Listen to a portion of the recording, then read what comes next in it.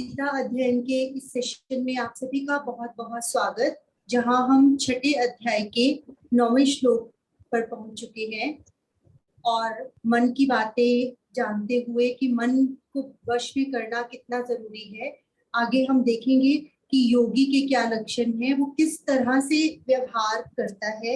बहुत सुंदर सुंदर मैसेजेस, बहुत ही मीनिंगफुल मैसेजेस हर सुबह राणा सर कई सालों से, पिछले कुछ समय से हमेशा भेजते हैं और सभी को उसका इंतजार रहता है। अभी उन्होंने कल ही मैसेज भेजा था कि I never knew how strong I was until I had to forgive someone who wasn't sorry and accept an apology I never received. Means जो प्यारे होते हैं उन्हें तो क्षमा हम कर ही देते हैं, लेकिन कुछ ऐसे लोगों को क्षमा करने की हमारे अंदर ताकत आ पाए जो कि अपनी गलती स्वीकार कर ही नहीं सकते। तो कुछ ऐसा ही आज के श्लोक में भी है कि कैसा वो सबके साथ समव्यवहार करते हैं सिद्ध पुरुष। सर से निवेदन कि आगे की चर्चा को शुरू करें। बहुत बहुत प्रणाम राणा सर। सभी को बहुत बहुत प्रणाम।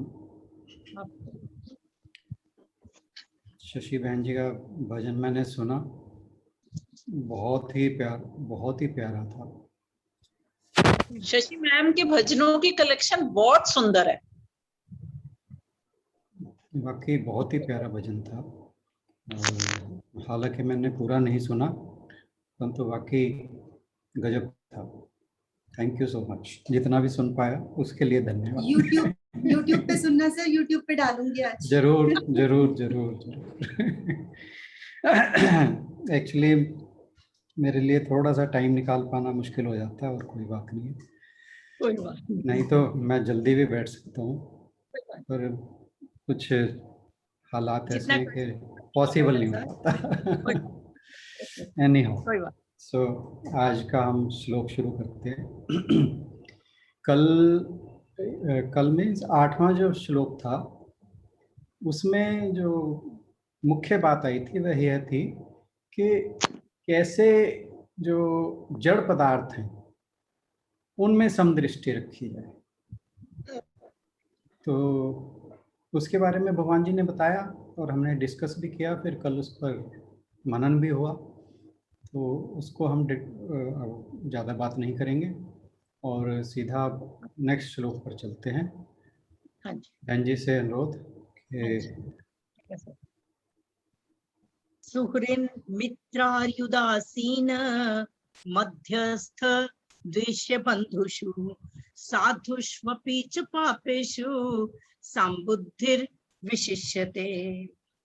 इसमें सुहृन् मित्रार्युदासीन, सुहृद मित्र, अरि अगला वर्ड वैरी, उदासीन मध्यस्थ, द्वेष्य और संबंधियों में साधुष्वपि, तथा साधु आचरण करने वालों में और पापेषु पाप आचरण करने वालों में भी समबुद्धि वाला मनुष्य श्रेष्ठ है। अब ये देखिए कि यहाँ पर जो भी शब्द आए हैं, सुहृन् मित्रार्यु दासीन मध्यस्थ द्वेष्य बंधुषु, पहला है सुहृद और फिर है मित्र, फिर है अरि, फिर है उदासीन, फिर है मध्यस्थ, फिर है द्वेष्य, फिर बंधु। ये सारे के सारे जो बताए गए हैं ये सभी, इनसे हमारा ट्रांजैक्शनल रिलेशनशिप रहती है। मतलब हम किसी ना किसी तरह इनसे इंटरेक्ट करते हैं, इनके साथ हम किसी ना किसी तरह से जुड़े रहते हैं, या इनके साथ हमारा कोई ना कोई मतलब जो विचारों का है कुछ भी संबंध रहता है, चाहे वह द्वेषपूर्ण है, चाहे वह मित्रतापूर्ण है, चाहे कोई खून का संबंध है, या किसी भी तरह से हमसे संबंधित हैं ये सभी।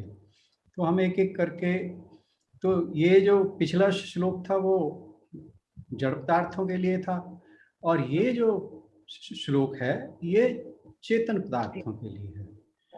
और अब जड़ पदार्थों में समरसता रखना फिर भी पॉसिबल है, क्योंकि वो हमें किसी तरह प्रभावित नहीं करते, हमारी मानसिकता को प्रभावित नहीं करते, कि ये नहीं कि बिल्कुल ही नहीं करते, उनके प्रति भी हमारा राग द्वेष रहता है, परंतु ये हमें डायरेक्टली इम्पैक्ट करते हैं, एकदम से इनका प्रभाव रहता है, क्योंकि ये वो तटस्थ हैं, मतलब उनका कोई एक्शन या रिएक्शन नहीं है, वो जो कुछ भी है उनके प्रति हमारे मन में ही विचार है। लेकिन ये मान लो मेरा किसी व्यक्ति के लिए बहुत अच्छा, मैं उसके बारे में सोचता हूँ और कल को आके वो मुझे गाली दे जाए, तो मेरी जो स्थिति है मन की उसके प्रति वो बदल जाएगी। इस तरह से ये जितने भी लोगों का जिक्र किया गया है, ये सारे वैसे हैं जो हमें किसी ना किसी रूप में प्रभावित जरूर कर जाते हैं, मतलब हमारी मानसिकता को अफेक्ट करते हैं। तो जो सबसे पहला था सुहृद। सुहृद जो है वो किसी मित्र या जो भी कोई दोस्त है उसके लिए ये वर्ड यूज करता है। वैसे तो मित्र क्या है, इसको ये कहना चाहिए वेल विशर, जो प्रॉपर वर्ड है इसके लिए वो वेल विशर है, जो हमारा शुभ चिंतक है। और वो शुभ चिंतक कैसा है, उसे ये नहीं है कि वो हमसे कुछ एक्सपेक्ट कर रहा है, वो सिर्फ हमारे अच्छाई के लिए उसके मन में विचार हैं और विदाउट एनी एक्सपेक्टेशन, ऐसे व्यक्ति को सुहृद कहते हैं। फिर है मित्र। मित्र जो है वो आप जानते ही हैं, हम एक वो कहावत है, friend in need, friend in need is a friend in need. तो ये ऐसा व्यक्ति है जिसे हम जब चाहें और आधी रात को भी कहें तो ये हमारे लिए खड़ा हो जाएगा, और हमें पता है कि ये हमारे किसी भी काम को मना नहीं करेगा, तो ऐसे व्यक्ति को मित्र। फिर है अरी।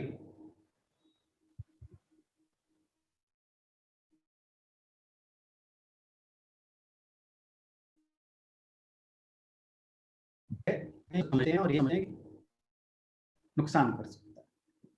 तो ये जो दो व्यक्ति हैं, एक तो ऐसा है जिससे हमें हमेशा उम्मीद है कि वो हमारा भलाई कहेगा, चाहेगा, पहले वाला जो वेलविशर है। दूसरा ये है कि जब भी जरूरत होगी वो हमारे लिए खड़ा है। तीसरा अरी, वो ऐसा व्यक्ति है जिससे हमें हमेशा डर लगा रहता है, ये हमारा नुकसान करेगा, इसके लिए हमारे मन में घृणा का भाव भी रहता है और ये भी रहता है, उससे डर का भाव भी रहता है। तो ये देखने वाली बात है, क्योंकि हम जिससे नफरत करते हैं, अब मैंने भय की वर्ड यूज किया, जब हमारे मन में किसी के प्रति भय रहता है और फिर उससे घृणा रहती है, तो क्या होता है, जैसे वो संगीता बहन ने 2-3 बार कही ये बात, कि जिससे हम नफरत करते हैं, घृणा करते हैं, ऐसा व्यक्ति हमारे मन को ज्यादा प्रभावित करता है। दिन में कितनी बार अगर कुछ ऐसा हुआ है, वो हमारे माइंड से जाता नहीं है। कई बार तो क्या है, जैसे हम मेडिटेशन में या ध्यान में बैठे हैं तब भी उसका ख्याल आ जाता है।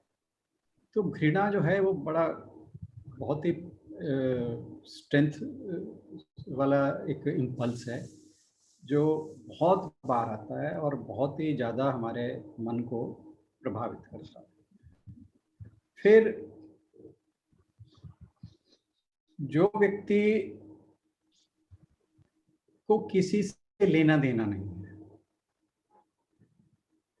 ऐसा व्यक्ति, अगर उसका कोई मित्र है, एक्चुअली क्या है कि मित्र के लिए हम ये सोचते हैं कि ये हमारा जब भी चाहेगा फायदा ही चाहेगा। तो हमारे लिए अगर सपोज करो एक मित्र है और वो कहीं हमारा फायदे की जगह नुकसान कर दे, तो उसे शत्रु बनने में देर नहीं। तो ये मित्र और शत्रु जो है, ये परिस्थितियों के अनुसार ये चेंज हो जाते हैं, तो हमारे भाव भी उसी तरह चेंज हो जाते हैं। और अगर कोई मित्र हमारे काम में बाधा बनता है तो नेचुरली वो शत्रु हो जाता है। तो इसलिए मित्र कभी भी शत्रु हो सकता है और शत्रु कभी भी मित्र हो सकता है, क्योंकि अगर वो शत्रु जो है वो किसी वक्त आपके बहुत आड़े वक्त में आपके काम आ जाए, तो आपके हृदय पर परिवर्तन होते देर नहीं लगती। तो अब इन दोनों में समभाव कैसे है, मित्र में और शत्रु। अगर हम अपने फायदे को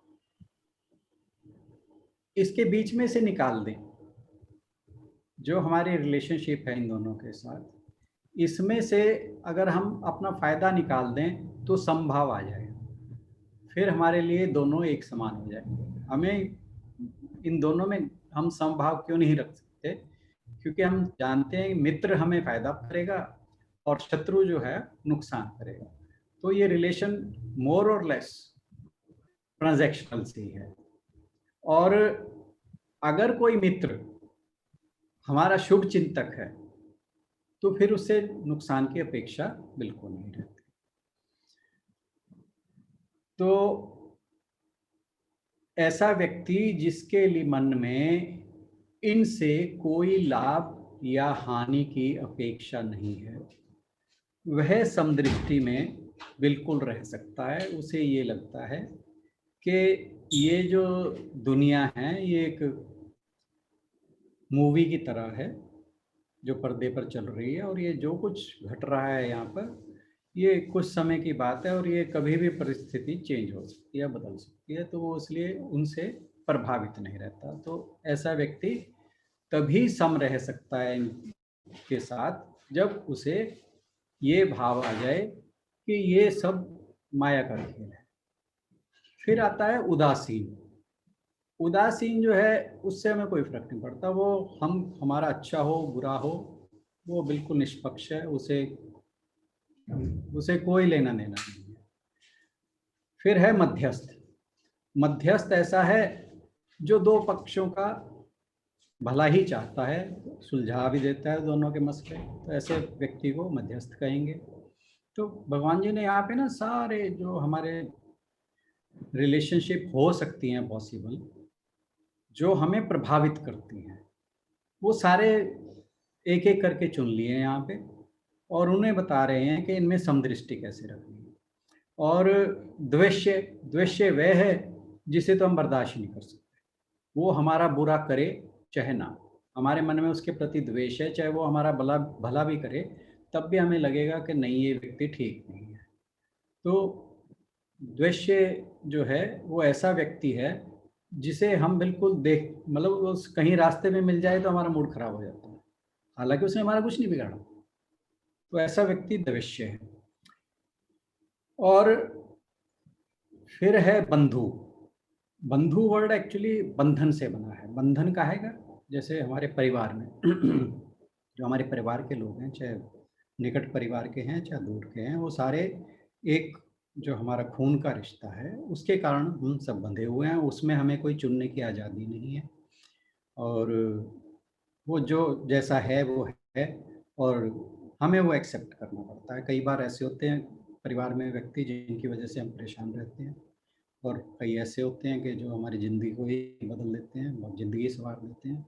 तो वो सारा जो है वो पूर्व जन्मों का प्रारब्ध है कि किसको जो ये बंधु हैं वो कैसे मिलते हैं। वैसे तो हर चीज़ जो है दुश्मन, दोस्त, शुभचिंतक, द्वेष्य और उदासीन, मध्यस्थ, ये सारे मिलते हैं अपने कर्मों के प्रभाव से। हमारे ज़िंदगी में जो भी व्यक्ति आएगा वो किसी ना किसी तरह से हमारे पूर्व जन्मों से बंधा हुआ जरूर रहता है।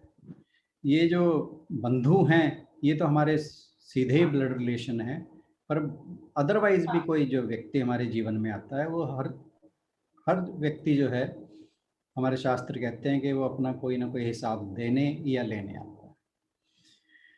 तो अब भगवान जी कह रहे हैं कि जिस व्यक्ति की इन सभी में मानसिक स्थिति समान रहती है, साधु में साधु तो वो है जो पुण्य कर्म करता है, जिसके सारे कर्म अच्छे हैं, ऐसे व्यक्ति को हम साधु कहते हैं। जरूरी नहीं कि उसने भगवा कपड़े पहने हो, दाढ़ी बढ़ाई हो, ऐसा कुछ नहीं है। साधु हमेशा उसे कहते हैं जिसके कर्म, जिसका जो सदाचारी है, जिसका जो व्यवहार है वो हमेशा दूसरों की भलाई के लिए है, ऐसा व्यक्ति साधु है। और फिर पापी की बात की है। पापी जो जिसके कर्म जो हैं वो निकृष्ट ही हैं, वो कभी अच्छा काम करता ही नहीं है। तो अब ऐसे सारे इस तरह के व्यक्तियों के बारे में भगवान जी कहते हैं जो समदृष्टि रखता है, वो पहली तो बात समदृष्टि रखना। समदृष्टि क्या है कि हर चीज में एक ही समान का भाव रखना। पर भगवान जी कह रहे हैं कि एक जो वर्ड यूज किया है यहाँ पे, समबुद्धिर विशिष्यते, कि जो समबुद्धि रखने वाले हैं ना, जो इन सब में समबुद्धि रखता है, वो समबुद्धि रखने वालों में भी विशिष्ट है, वो विशेष व्यक्ति है।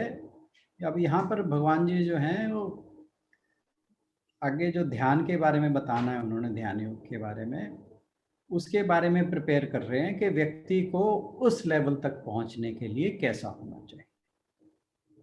कि इन सब व्यक्ति, अब इन्होंने जो हमारे सामान्य जीवन है, जो सामान्य सांसारिक व्यवहार है, उसमें मेरे ख्याल इस कैटेगरी से बाहर कोई व्यक्ति आता होगा।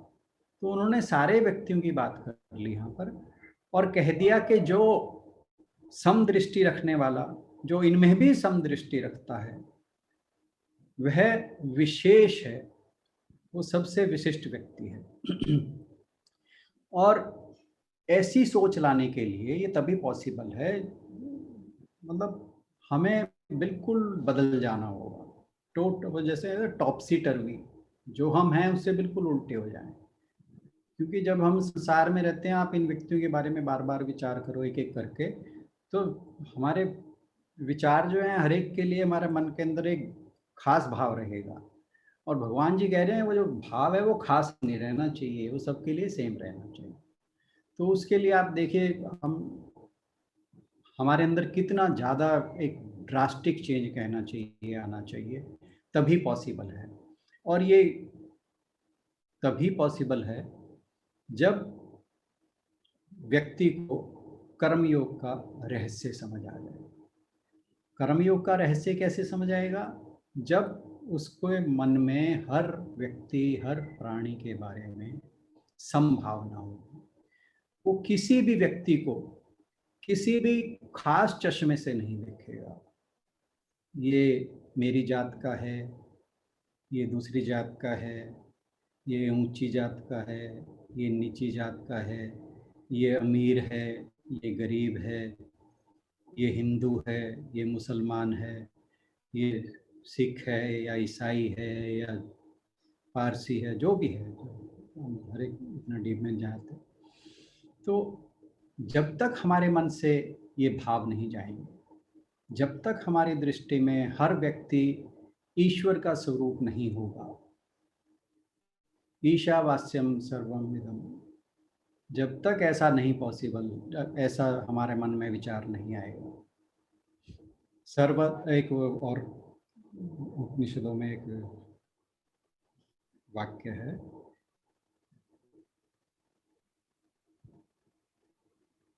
सर्वम इदम खल, ध्यान नहीं आ रहा है, कि जो सारा जगत है वह ब्रह्म है। सर्वम खलम, सर्वम इदम खलम ब्रह्म, शायद ये है, मुझे याद नहीं आ रहा।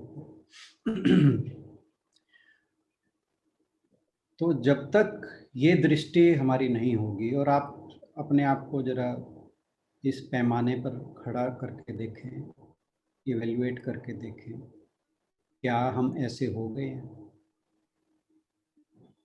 मैं तो फ्रैंकली कहूँगा मैं नहीं हूँ।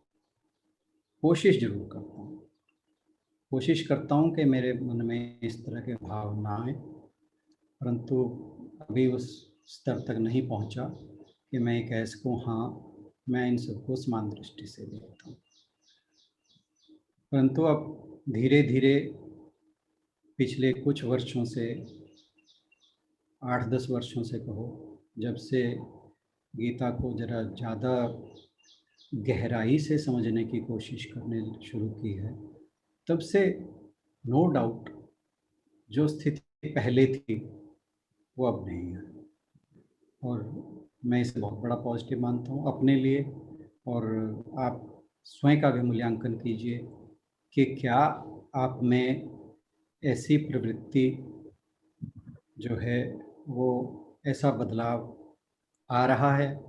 अगर नहीं आ रहा है तो हमें उस पर काम करना जरूरी है, क्योंकि गीता जी को पढ़ने सुनने से काम नहीं चलेगा। ये जब तक हम इसको इम्प्लीमेंट नहीं करेंगे तब तक हम आगे बढ़ना बहुत मुश्किल है, क्योंकि रास्ता ये इतना आसान भी नहीं है। आप रोज पढ़ते हैं, रोज सुनते हैं, समझते भी हैं, मनन भी करते हैं, परंतु जब तक हम इसको जिएंगे नहीं, और ये नहीं है कि ये कोई रातों रात परिवर्तन हो जाएगा। परिवर्तन, कोई भी स्थायी परिवर्तन जो है वो धीरे धीरे ही होता है। अगर आपने आज विचार कर लिया कल से मैं ऐसा बिल्कुल नहीं करूँगा, तो ये चेंज आना पॉसिबल नहीं। अगर आएगा भी तो वह हो सकता है 1 या 2 दिन रहे, 10 दिन रह जाए, 20 दिन रह जाए, पर स्थायी नहीं होगा। परमानेंट तो चेंज वही होता है जो धीरे धीरे होता है। आप ये देखिए, जो हिमालय पर्वत है इसे बनने में लाखों साल लग गए। वो पहले इतना हुआ, फिर इतना हुआ, फिर इतना हुआ। जो आज हमें दिखाई देता है वो लाखों साल से बनता हुआ तब आज पहुंचा है।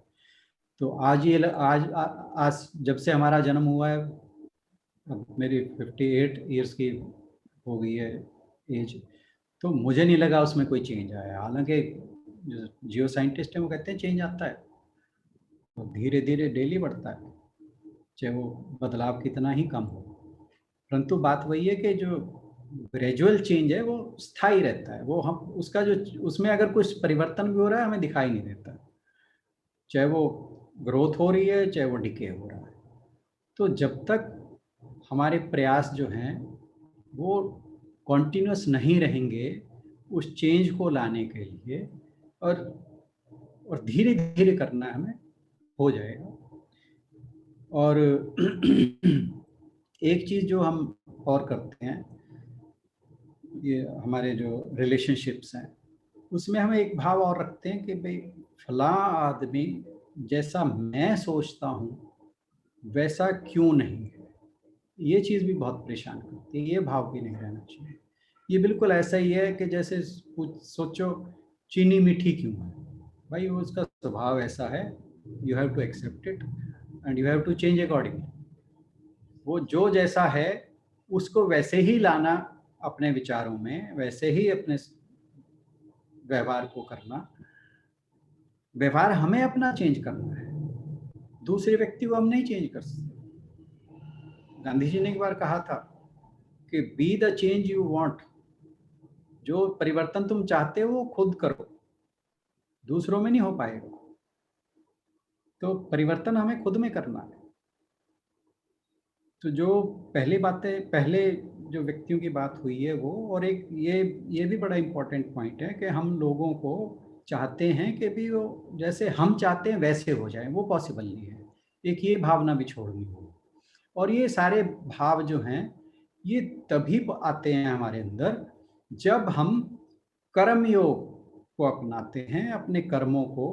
क्योंकि क्या होता है कि जब हम कर्मों को भगवान को समर्पित कर देते हैं और फिर जो उसका फल आता है उसे भगवान का प्रसाद समझ लेते हैं, फिर हमारे समभाव आना जो है वो थोड़ा आसान हो जाता है। क्योंकि हमारी जो रिलेशनशिप है वो फिर गिव एंड टेक की नहीं रहती, एक्सपेक्टेशंस खत्म हो जाती हैं। फिर हम जो हो रहा है उसे ये समझते हैं कि गॉड का प्लान है, भगवान का प्लान है, ईश्वर की योजना है कोई, उस हिसाब से हो रहा है। जब हम ये हमारे अंदर ये एक्सेप्टेंस आ जाएगी, फिर हमारे लिए परेशानियां जो हैं धीरे धीरे कम होना है।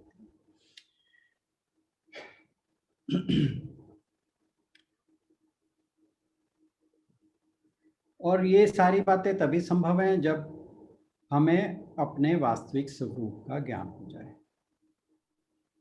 विज्ञान की हम बात बार बार कर रहे हैं कई दिनों से।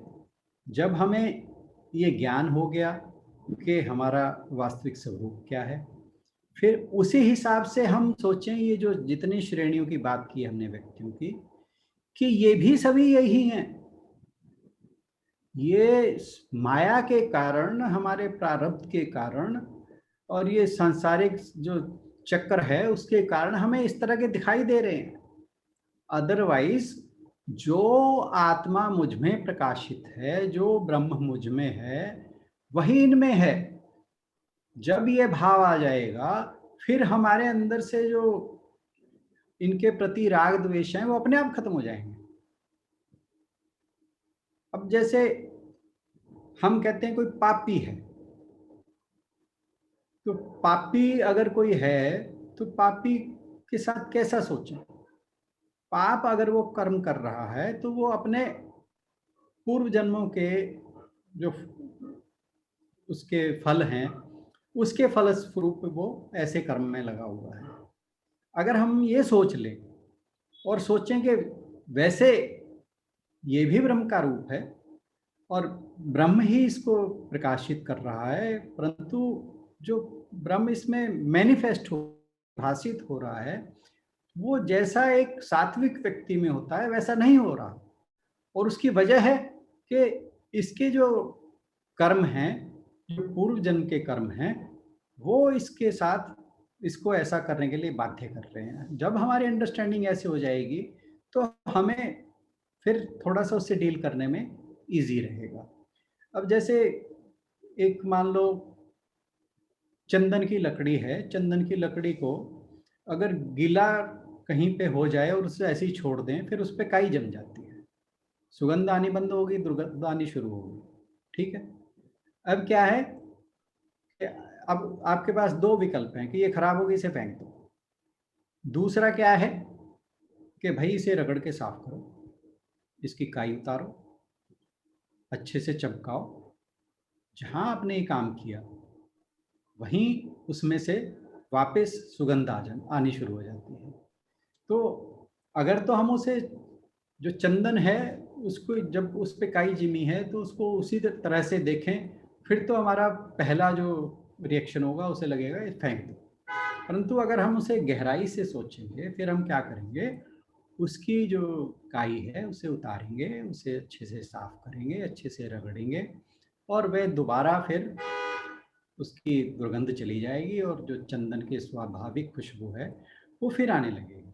तो इसका मतलब क्या है, ये जो पापी हैं, द्वैष्य हैं, शत्रु जिन्हें हम समझते हैं, जिनके प्रति हमारे घृणा का भाव है, जिन्हें हमें लगता है कि ये नुकसान कर देंगे, जो लगता है ये दूसरे धर्म के हैं, ये ऐसे कर देंगे, ये दूसरी जाति के हैं, ये ऐसे, क्योंकि हम इन चीज़ों के लिए, हम इन चीज़ों को जनरलाइज कर लेते हैं कि फलां धर्म का है तो उसका व्यवहार ऐसा ही होगा, फलां जाति का है तो वो ऐसा ही होगा। तो जब हम इनको कैटेगरीज में बांट देते हैं फिर समस्याएं पैदा होती हैं। तो यहाँ पर जैसे चंदन का उपचार करके हमने खुशबू वाला चंदन निकाल लिया, तो अगर हम इसी तरह से, चाहे वो समाज करे, चाहे वो कानून करे, चाहे कैसे भी, अगर ऐसे व्यक्तियों के साथ काम हो और उनके अंदर परिवर्तन लाया जा सके तो वो भी हमारे जैसे हो सकते हैं। क्योंकि जो बेसिक नेचर है, वो रियल नेचर हर किसी की है, वो ब्रह्म ही है। और जहाँ हमने ये बात समझ ली तो एक तो हमारे राग द्वेष लोगों के प्रति खत्म हो गए, और फिर जिस व्यक्ति ने ये जान लिया वो ना तो किसी से प्रेम करेगा, ना किसी से घृणा करेगा, उसकी समबुद्धि रहेगी। क्योंकि आप ये देखिए कि मान लो जैसे हमारा शरीर है, उसके अंदर कहीं पे कुछ हो जाए तो हम उसको, बाजू अगर खराब में कोई दिक्कत है, कहीं कोई फोड़ा निकल आया है, कोई ज़्यादा गहरा है जो तंग कर, या तो सर्जरी कराएंगे, ये थोड़ी काट के फेंक देंगे उसे, ठीक है ना। क्यों नहीं करते हम ऐसा? क्योंकि हम जानते हैं कि ये मेरा ही भाग है। ऐसे ही जब हम सभी प्राणियों के लिए, सभी व्यक्तियों के लिए मन में ये भाव करें कि ये उसी ब्रह्म का भाग है जिसका मैं हूँ और वो भी वही है, तो फिर हमारे मन से ये, जैसे हम अपने शरीर के प्रति सोचते हैं, फिर ऐसे ही हम दुनिया के लिए सोचेंगे। और जिसमें ये बुद्धि आ गई तो ऐसा व्यक्ति जो है, भगवान ने कहा है समबुद्धे विशिष्यते। तो अब ऐसा होने के लिए क्या करना है वो भगवान जी फिर आगे के श्लोकों में कहेंगे। आज के लिए इतना ही। Thank you. बहुत अच्छा, बहुत ही अच्छी एक्सप्रेशन राणा साहब। शुक्रिया राणा सर का बहुत अच्छे से समझाने के लिए। और लिखा हुआ है कि ऐसा व्यक्ति उन्नत माना जाता है। तो यदि हम उन्नति करना चाहते हैं तो हमें ये चीजें अपनानी, जब सामने एक वो टारगेट दिखाई दे जाता है तो शायद वो चलना रास्ता थोड़ा सा अंदर मोटिवेशन आ जाता है कि इतना सा प्रयास करेंगे तो यहाँ हम पहुंच जाएंगे। वो चीज जब आप सामने आ रही है हमारे कि ऐसा करेंगे तो उससे हमें ये बेनिफिट होने वाला है, तो शायद उसे अपनाने में हम सब प्रयासरत हो पाएंगे और अपने आप को उस रास्ते पर लगा पाएंगे, जैसा कि सर ने कहा। बहुत बहुत धन्यवाद सर का। और दीदी से निवेदन की समापन की ओर बढ़े। सर, आज शिव संकल्प सूत्र लेना है। आज तो बच्चा से बैठे हैं, हम इंतजार कर रहे हैं 2 दिन से सर का। मैं वही देख रहा था कि अभी देखो अगर 5-7 मिनट ले सकते हैं तो एक ले लेते हैं। फर्स्ट श्लोक नहीं, एक ही नहीं लेंगे, डेली एक ही। हाँ जी, मंत्र, पहला मंत्र लेते हैं। जी जी जी जी।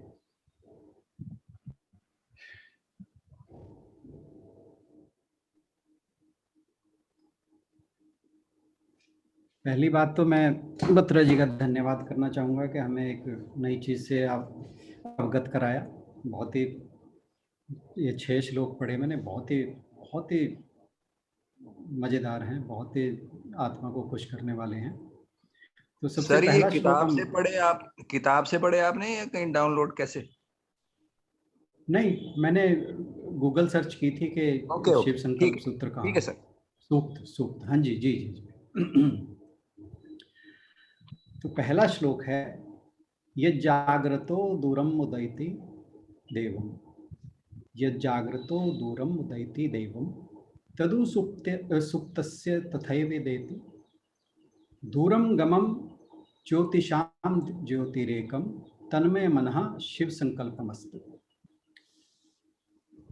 यद जाग्रतो दूरम उदयति देवम। यद जाग्रतो यानी जब हम जागते हैं तब यहाँ पर ये मन की बात हो रही है कि जब हम जागते हैं तो हमारा मन दूरम उदयति, दूर चला जाता है। दैवम जो है ये मन के लिए दिव्य मन, जिसमें जो डिवाइन इसलिए है कि ये आत्मा से प्रकाशित होता है। तदु सुप्तस्य तथैवेति, और जो सोने के वक्त हमारे पास वापस आ जाता है। दूरम गमम ज्योतिषाम रेकम, कि जो ज्योतियों की भी ज्योति है। तन्मय मनः शिव संकल्पमस्तु, ये मेरा मन, ऐसा मेरा मन शुभ संकल्प वाला हो जाए या शिव संकल्प वाला हो जाए। तो बहुत ही प्यारा श्लोक है ये। इसको मैं थोड़ा सा, मैंने इस पे फिर कोशिश की कि हम इसको कैसे समझें। तो मैं थोड़ा सा इसको एक्सप्लेन करने की कोशिश करता हूँ कि जैसे ही हमारी नींद खुलती है, हम जागते हैं, तो ऐसे ही ये जो मन है हमसे तुरंत भटक जाता है, तुरंत भाग जाएगा। और चाहे वो फिर मित्र है, चाहे वो पत्नी है, चाहे बच्चा है, चाहे माता पिता हैं, तो अपने को छोड़ के दूसरों में चला जाएगा कि भाई अब हम जाग गए। और जैसे ही जागे और हम जो मन था हमारे साथ, जो सोने के वक्त, जो शास्त्रों में आया कि हमारा जो हम जीवन में 3 अवस्थाओं में मोस्टली रहते हैं। पहली है जागृत अवस्था, दूसरी स्वप्न अवस्था, तीसरी सुषुप्ति। चौथी अवस्था भी कहते हैं, परंतु जो शंकराचार्य भगवान जी थे, उनके गुरु जी थे गौड़पादाचार्य, फिर इसको एक वर्ड दिया था चौथी अवस्था को, वो थी तूर्य अवस्था। परंतु उसमें सिर्फ जो ज्ञानी लोग हैं या ध्यान करने वाले हैं, जो आध्यात्मिक व्यक्ति हैं, वही उसमें रह पाते हैं, नॉर्मली नहीं। तो हम मेनली जो है 3 अवस्थाएं रहती हैं हमारी, जागृत, स्वप्न और सुषुप्ति। यहाँ पर सिर्फ जागृत और सुषुप्ति की बात हो रही है। सुषुप्ति में जो हमारा मन है वह बिल्कुल कहीं भी विचरने से हट जाता है। सपनों में जरूर भटकता है वो, परंतु सुषुप्ति में कहीं नहीं जाता, वो बिल्कुल हमारे अंदर ही चला जाता है, सुप्तावस्था में चला जाता है। परंतु जैसे ही जागे वो तुरंत हमसे छिटक के कहीं और चला जाएगा। मान लो आप अपने घर में हैं और अगले दिन आप बम्बई पहुंच गए, आपने फ्लाइट ली और बम्बई पहुंच गए और रात को पहुंचे, सुबह उठते हैं तो जैसे सुबह उठे आपको ध्यान नहीं रहा कि आप कहाँ हैं, तुरंत उठे तो देखा कि तो आप जैसे मान लो आप अपने घर में हैं और सोचें कि मैंने बाथरूम जाना, जैसे आप वहाँ पे भी ऐसे ही सोचेंगे और पाएंगे अपने आप को कहीं और। ऐसे ही हमारा मन है कि जैसे ही उठते हैं वो कहीं और ही होता है। और ऐसे ही जब हम सोने लगते हैं तो फिर ये कहीं भी हो, दुनिया के किसी भी कोने में पहुंचा हुआ हो, किसी भी स्थिति व्यक्ति कहीं भी हो, तो वापस आ जाता है। तो जो जितने भी हमारे, हम कहते हैं ये मेरा पति है, ये पत्नी है, या ये मेरी प्रिय वस्तु है, ये सब चीज़ों की पहचान जो है मन में है, आत्मा में नहीं है। क्योंकि सुषुप्ति के समय मन आत्मा में रहता है, जागते हुए नहीं रहता। तो तब ये जितनी भी हमें जिन चीज़ों में हमारा दिल लगता है सारा उन्हीं में जाता है। तो और मन जो है वो दो जगह जा सकता है, ये हम पहले भी बात कर चुके हैं, या संसार में या परमात्मा में। तो इस मन के ही सहारे हम इंद्रियों द्वारा संसार में विचरते हैं, इस मन के सहारे ही हम परमात्मा तत्व के लिए मन की गहराई, आत्मा की गहराइयों में पहुंच जाते हैं। तो मन से कुछ भी संभव है। तो दूसरी बात ये थी कि फिर था ज्योतिषाम ज्योतिष ज्योतिरेकम। ये जो अब कहा कि जो ज्योतियों की ज्योति है, ज्योतियां क्या है, ये सोचने वाली बात है कि मन की ज्योतियां क्या है। क्या हैं? ये हमारी इंद्रियां। इंद्री आंख से हम देखते हैं, कान से सुनते हैं, नाक से सूंघते हैं, त्वचा से फील करते हैं। तो ये सारी इंद्रियां जो हैं ये ज्योतियां हैं, ये कहीं। और इनको प्रकाशित कौन करता है? वो मन करता है। तो ज्योतिषाम ज्योतिरेकम। और एक्चुअली तो मन भी स्वयं प्रकाशित नहीं है, स्वयं प्रकाशित तो आत्मा ही है। तो आत्मा जो मन है उसमें रिफ्लेक्टेड कॉन्शियसनेस है। क्योंकि आत्मा अगर ना हो तो मन के सारे काम रुक जाएंगे, इंद्रियों के सारे काम रुक जाएंगे।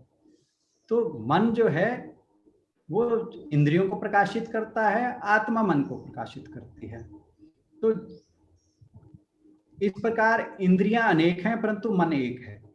और मन के जो काम हैं, एक तो जागने पर दूर चला जाता है, दूसरा विषय को प्रकाशित करता है, तीसरा है परमात्मा को भी प्रकाशित करता है। ये अगर इनवर्ड हो जाए, अंतर हो जाए तो परमात्मा करता है। सोचने के वक्त लौट आता है, सारी इंद्रियों में रह के काम करता है। और यही मन अगर ध्यान में लग जाए तो परमात्मा से एकत्व भी हो जाता है इसका। तो ये मन जो है इसके ऊपर बहुत कुछ डिपेंड है। एक बार भागवत में कथा है कि एक लोहार जो है बाण बना रहा था, उधर से कोई चोर भागा, उसके पीछे राजा के लोग थे। तो जब वो निकल गया तो उन्होंने पूछा कि तू क्या कर, तूने यहाँ से किसी चोर को जाते देखा? वो कहता नहीं। कहता यहीं से हमारे सामने गया।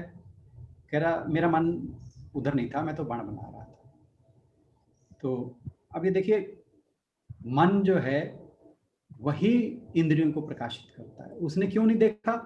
क्योंकि उसके ऐसा नहीं कि उसकी आंख बंद थी, आंख थी, परंतु उसकी जो आंख थी वो बाण पे केंद्रित थी। मन जो है वो मन जो है वो बाण पे केंद्रित था, बाण को बनाने में केंद्रित था। तो उसकी आंख ने जाते हुए चोर को नहीं देख पाएगी। तो इसलिए ये जो इंद्रियां हैं हमारी काम मन के कारण ही करती हैं। नहीं तो कई बार क्या होता है, अब जैसे आप खाना खा रहे हो, खाना खाते खाते किसी ने पूछ लिया भाई सब्जी में नमक कैसा है, आप तुरंत ज्यादातर जो हमारा रिएक्शन रहता है, अच्छा मैं खा के दोबारा बताता हूँ। आपका विचार करिए, अक्सर ऐसा होता है, कभी एक ऐसा होगा नहीं होता। वो वजह क्या है कि जब हम खाना खा रहे थे हमारा मन था ही नहीं, मन कहीं और विचर रहा था, हम खाना खा रहे थे, तो इसलिए पता ही नहीं कि हमने सब्जी में नमक था, कितना तेज था या कम था। तो मन के द्वारा ही सारी इंद्रियां प्रकाशित होती हैं। फिर था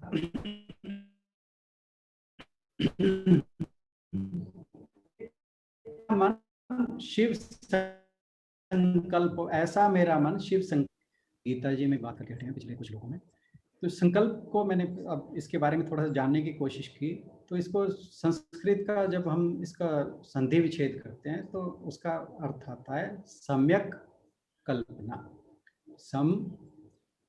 सम्य और कल्प, इन दो वर्ड से मिलके संकल्प बना है, सम्यक कल्पना, मतलब इमेजिनेशन, बट राइट इमेजिनेशन। अब हम जब इमेजिनेशन इस तरह के संकल्प करते हैं तो उसमें क्या है, सबसे पहले तो हम जिसके बारे में सोच रहे हैं कि हम सोचते हैं कि ये वाकई चीज है, फिर ये उसका कोई ना कोई गुण प्रकाशित हो रहा है। कुछ भी हम जब संकल्प सोचते हैं तो उसमें ये है।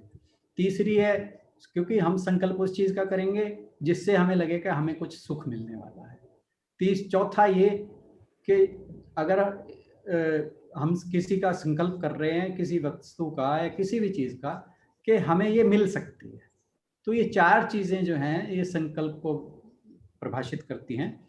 तो अब यहाँ पर जो इस श्लोक में कहा गया है कि ऐसा मेरा मन जो जागते ही कहीं और चला जाता है, सोते हुए वापिस आ जाता है और सभी इंद्रियों को प्रकाशित करता है और दिव्य है, ऐसा मेरा मन शिव संकल्प वाला हो जाए।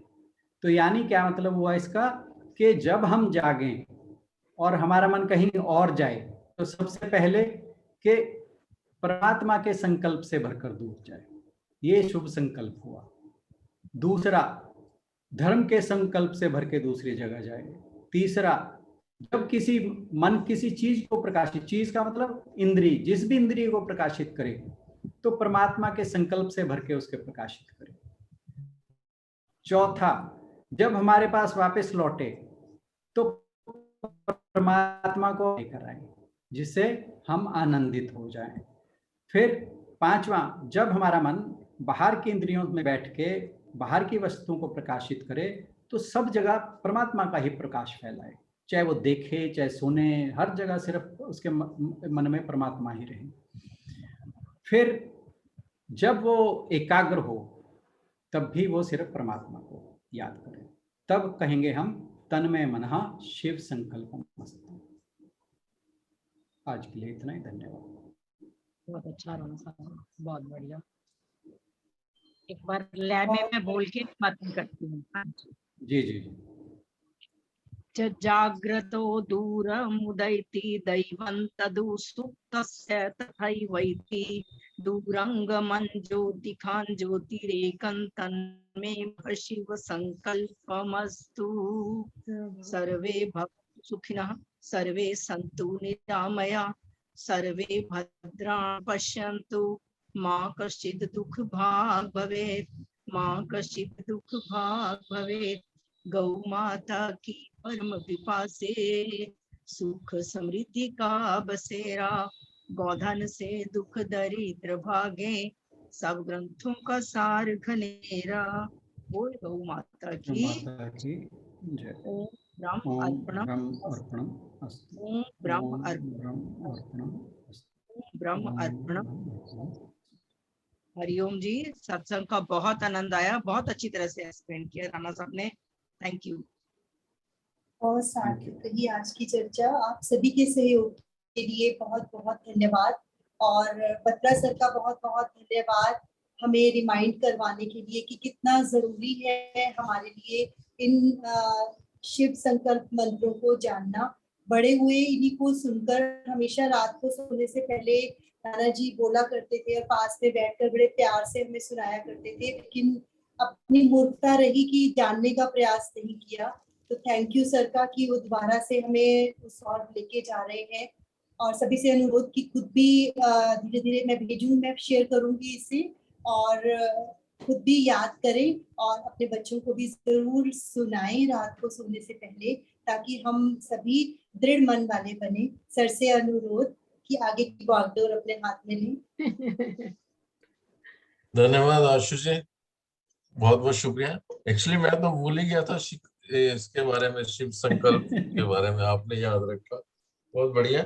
जैसे आप बता रहे हैं ऐसे ही राणा साहब जैसे बता रहे थे कि चंदन जो है उसके ऊपर वो लग जाती है। अब ये शिव संकल्प मैं जब कॉलेज में था तो 3 साल तक मैं रात को सोने से पहले ये मंत्र पढ़ के सोया करता था, और फिर जब नौकरी लग गई तो पता नहीं ये मंत्र कहाँ चले गए। उस दिन गीता पढ़ते हुए जब छठा श्लोक पढ़ा कि जिसने मन को जीत लिया है उसके लिए मन सर्वश्रेष्ठ मित्र है, और जो ऐसा नहीं कर पाया उसके लिए मन सबसे बड़ा शत्रु है। जब ये सेंटेंस आया तो एकदम से बिजली कौंधी के वो शिव संकल्प सूत्र में भी ऐसा ही लिखा हुआ है, तो मैंने उस दिन रिक्वेस्ट की। बहुत बहुत धन्यवाद राणा साहब, बहुत अच्छे से आपने एक्सप्लेन किया, और शशि जी ने बहुत अच्छे ले में इसको गाया है, बहुत अच्छा।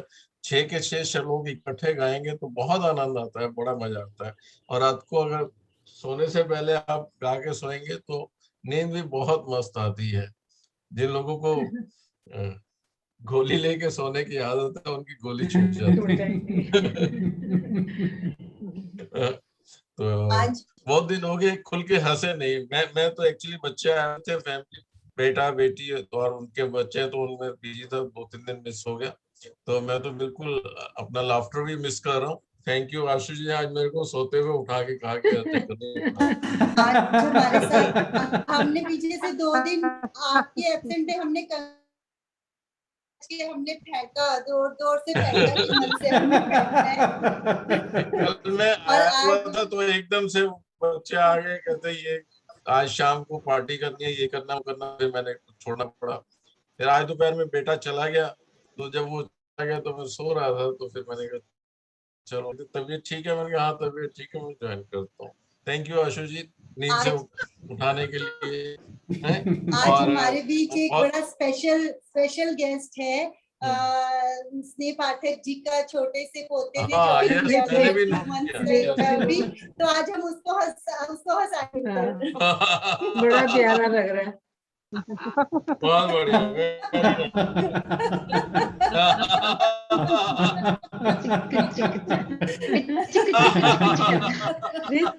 इसका गुदगुदी कर दो, इसका गुदगुदी कर दो। नमस्ते जी बोलो।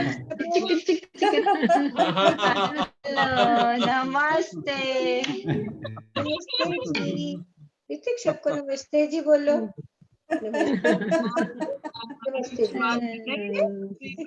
जस्टिन बने आपका नाम ये बहुत ध्यान से सुनता है, ये सारी बातें लेके मेरे पास ना। चलो अच्छी बात, वेरी गुड। मिसेस पाठक, हाँ जी, कितने टाइम का हो गया? ये अभी 2.25 महीने का है। 3 महीने का, गुड, बहुत बढ़िया। परमात्मा बहुत लंबी उम्र दे इसको, और अच्छा परिवार का नाम रोशन करे। धन्यवाद। धन्यवाद जी। बत्रा सर आपका बहुत बहुत थैंक्स, आपने इंट्रोड्यूस कराया इसे, बहुत बहुत थैंक्स। एक नया वो खोला हमारे आगे। राणा सर ने बहुत ही अच्छा लगा, बहुत ही अच्छा, बहुत अच्छा। हाँ, बहुत अच्छी एक्सप्लेनेशन की राणा सर ने बताए। जो बत्रा साहब ने, हम गुरुजी के पास बैठ के हस्त मुद्रा से उच्चारण करते थे इन मंत्रों को। अब तो मैं आजकल गीता की वजह से सब कुछ छूटा